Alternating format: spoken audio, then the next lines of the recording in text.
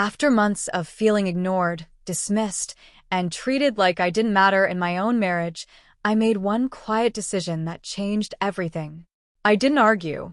I didn't try to justify myself. I didn't even give her a hint. I simply took away the one day that was supposed to belong to both of us. By the time my wife realized what I had done, it was already too late to fix it. For almost a year, my wife Emily had grown distant. She wasn't openly upset or angry. She just felt absent. Like she was there physically, but nowhere emotionally. She came home late nearly every night, always exhausted, always busy.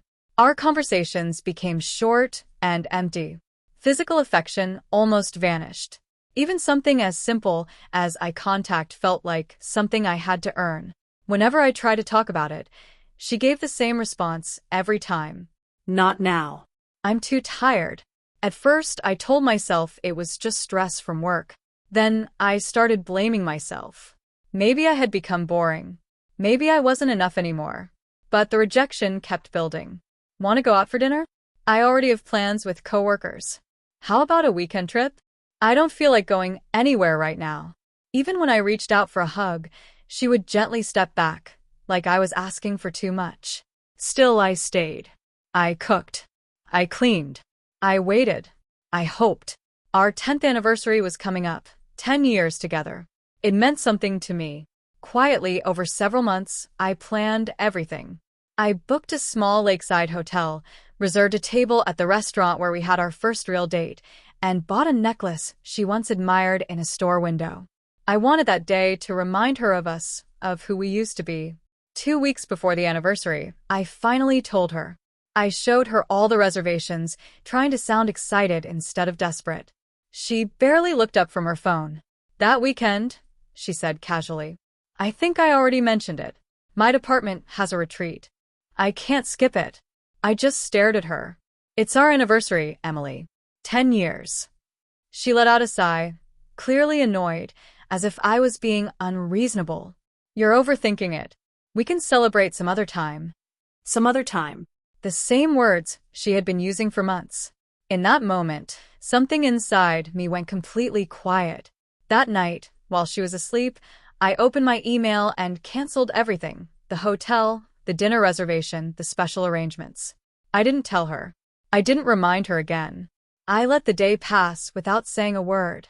On the morning of our anniversary, I woke up early, made coffee, and sat at the kitchen table as if it were just another normal day.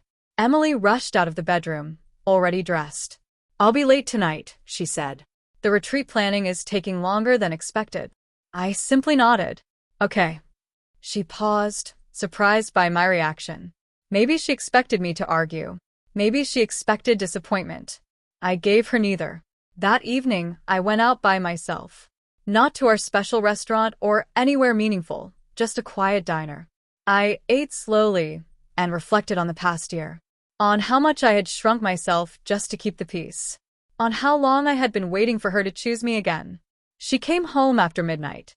The next morning, something felt different. She seemed uneasy, watching me like she was trying to figure me out. You didn't say anything yesterday, she finally said. About what? I asked. Our anniversary. I shrugged. You were busy. She frowned. You didn't even try to remind me. I looked straight at her. I did, I said quietly. You just didn't care. The silence that followed felt heavy. Over the next few days, her behavior suddenly changed. She started paying attention. She asked if I wanted dinner. She texted me during the day. She sat closer to me on the couch. It was like she had suddenly remembered she was married. But something inside me had already shifted. I wasn't angry anymore. I wasn't even hurt. I was done waiting. A week later, she asked, Did you actually plan something for our anniversary? Yes, I replied calmly. Her eyes widened. What do you mean, yes? I had everything planned. A trip, dinner, a gift, I said. I canceled all of it. She looked stunned. You canceled it? I nodded. There didn't seem to be a reason to keep it. For the first time in a long while, she looked shaken. Why didn't you tell me? She asked. Because every time I reach out to you, you pull away, I said. I wanted to see what would happen if I stopped trying. The room went silent. She slowly sat down, as if my words finally hit her. I didn't realize you felt this way, she said softly. I almost laughed. I've been trying to tell you for months, I replied.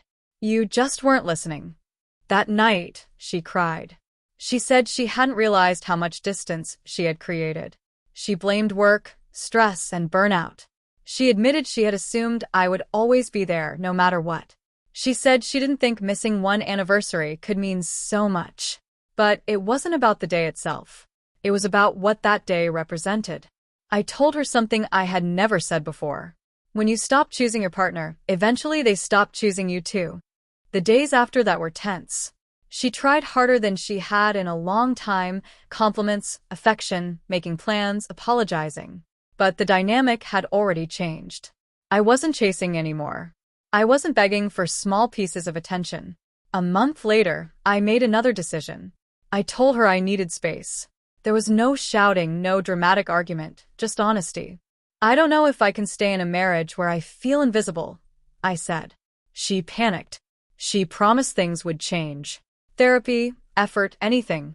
Maybe she meant it. Maybe this time it was real. But there's something people don't often admit. By the time one partner finally wakes up, the other has usually already checked out emotionally. Canceling our anniversary wasn't loud or vengeful. It was quiet, intentional. It was the first time in years that I chose myself. And when my wife finally understood what she had truly lost, not the trip, not the dinner, not the gift, but the man who kept trying to love her, she learned a lesson far more painful than any argument could ever teach.